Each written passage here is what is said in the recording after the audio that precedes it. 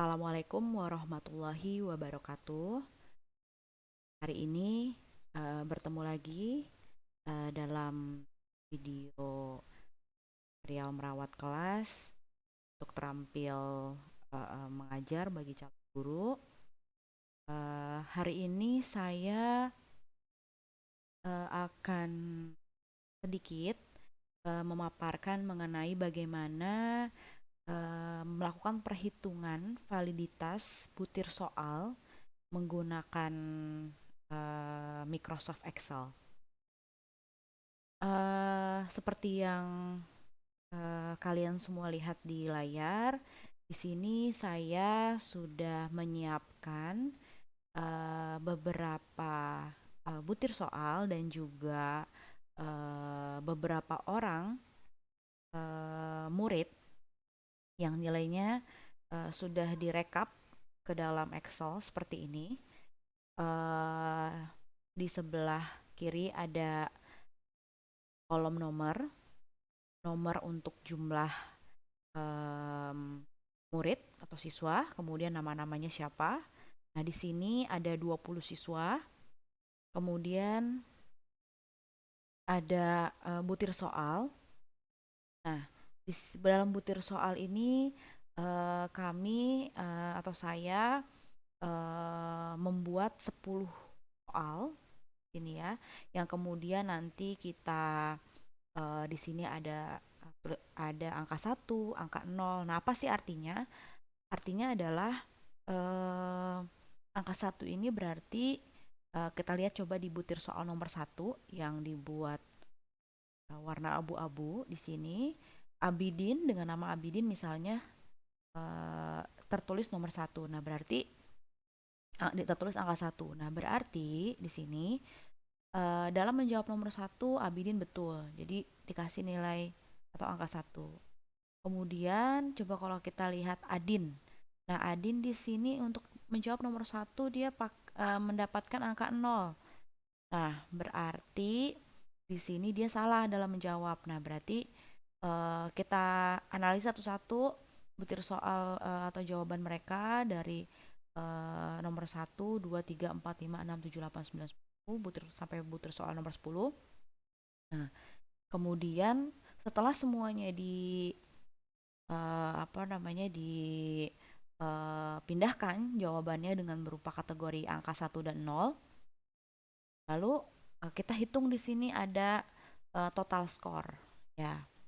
Nah, total skor dari setiap jawaban soal mereka. Nah, ini pakai rumus sama dengan sum. Kita tarik aja dari sini dari soal nomor 1 sampai soal nomor 10 seperti ini. Kita enter. Di sini terlihat bahwa Abidin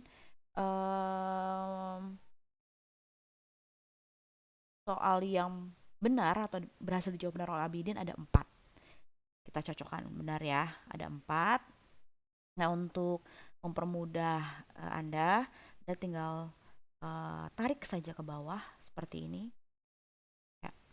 Nanti akan otomatis di sini terlihat jumlah total skor benar yang dijawab oleh siswa dari siswa nomor 1 sampai siswa absen nomor 20.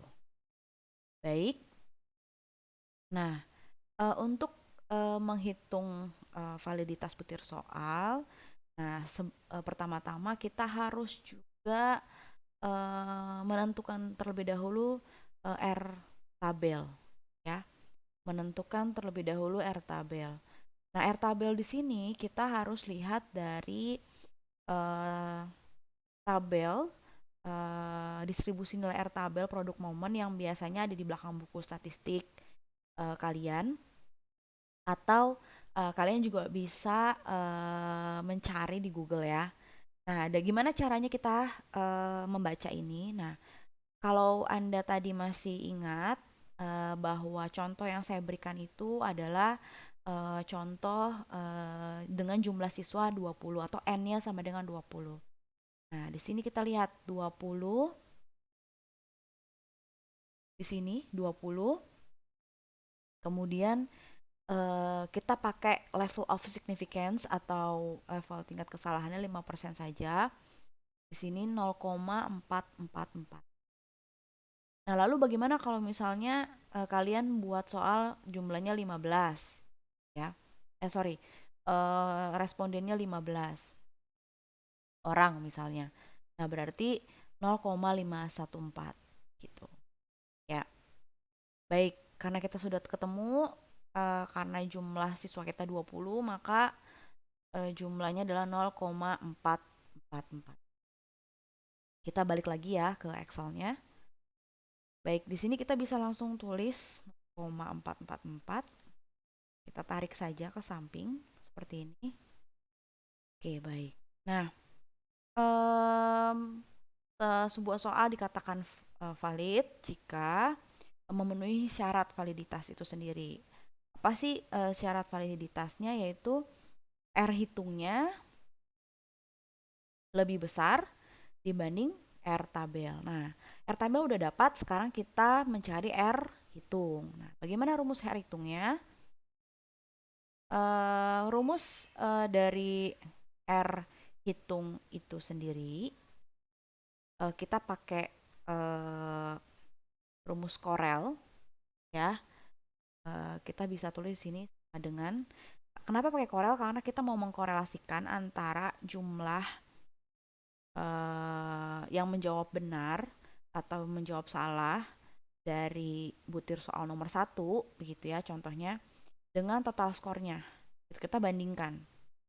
Nah, jadi kita di sini sama dengan Corel, buka kurung, kita tarik dari yang nomor 1 sampai bawah, untuk nomor 1 ya, sampai ke siswa nomor 20. Nah, lalu titik koma, lalu baru kita klik yang total skor. Seperti ini, kita tarik lagi. Seperti yang tadi.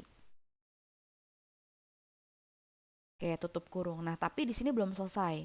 Karena nanti kita akan menghitung satu persatu, butir soal 1, butir soal 2, butir soal 3, di mana semuanya harus dikorelasikan dengan total skor. Begitu ya. Nah, supaya nanti rumusnya nggak lari-lari, angkanya nggak lari-lari gitu ya, kita kunci. Kita kunci untuk total skornya gitu. Karena di sini total skor adalah adalah komponen yang tetap gitu ya, supaya dia nggak lari-lari. Kita kasih F4 di sini.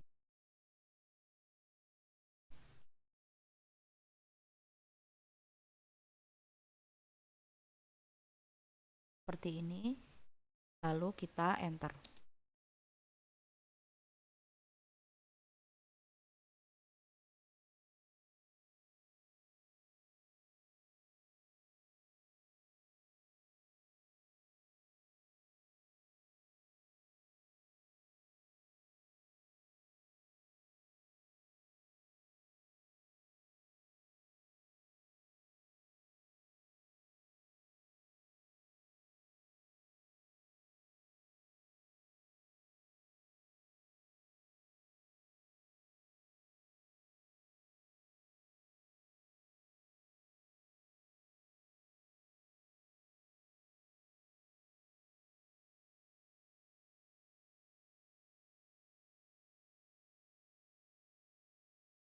Nah, seperti ini.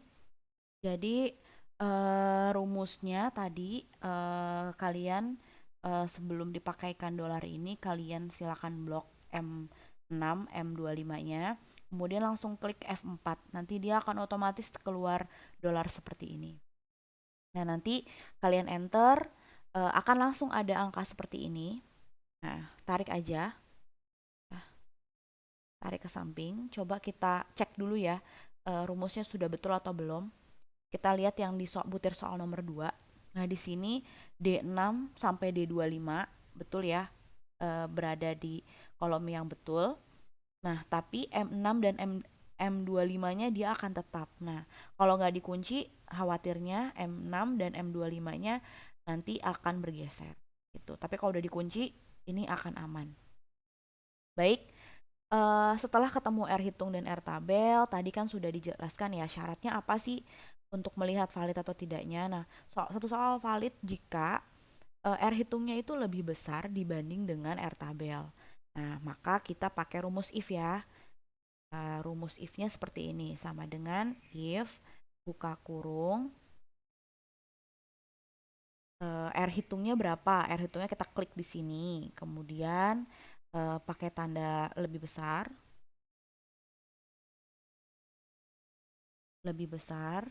dari R tabel, ya. Nah, titik koma, tanda petik 2 valid,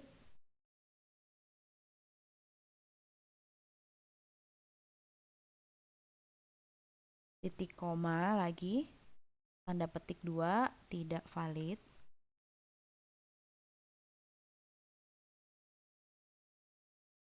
tanda titik 2 dengan tutup kurung. Lalu kita enter. Di sini terlihat valid. Coba kita cek ya. Tadi syaratnya adalah R hitung harus lebih besar dari R tabel.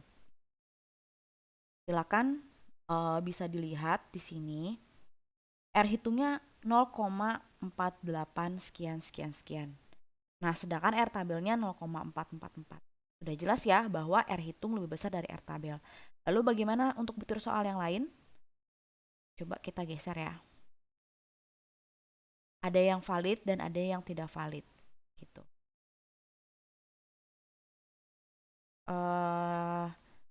Coba ya kita hitung.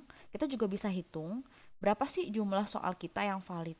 Nah, kita pakai rumus nanti di bawah. Ini untuk membantu kita supaya kita tidak kesulitan untuk menghitung berapa sih jumlah butir soal kita yang valid. Apalagi kalau butir soal yang kita ajukan ke siswa itu sangat banyak. Nah, kita pakai rumus conif ya. Sama dengan conif, buka kurung. Nah, kita lihat dulu nih status mereka, status butir soal itu ya. Nah, dari yang pertama sampai yang terakhir kita coret seperti ini.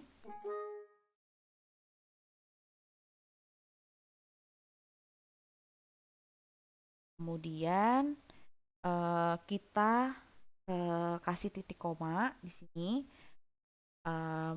tanda petik 2 valid. Tanda petik 2 lagi, kemudian kasih tutup kurung. Nah, di sini terlihat ya jumlah yang valid dari 10 butir soal ada 3. Coba ya kita cek. Ada di butir soal nomor 1, butir soal nomor 3, butir soal nomor 10. Nah, seperti itu sampai di situ. Jadi dari apa namanya dari yang sudah saya jelaskan dari awal sampai sekarang ini, sampai akhir ini, begitulah caranya bagaimana menghitung butir soal yang valid dan tidak valid. Ya, selamat mencoba ya semua. Semoga video ini bermanfaat dan memudahkan Anda semua dalam menghitung validitas butir soal.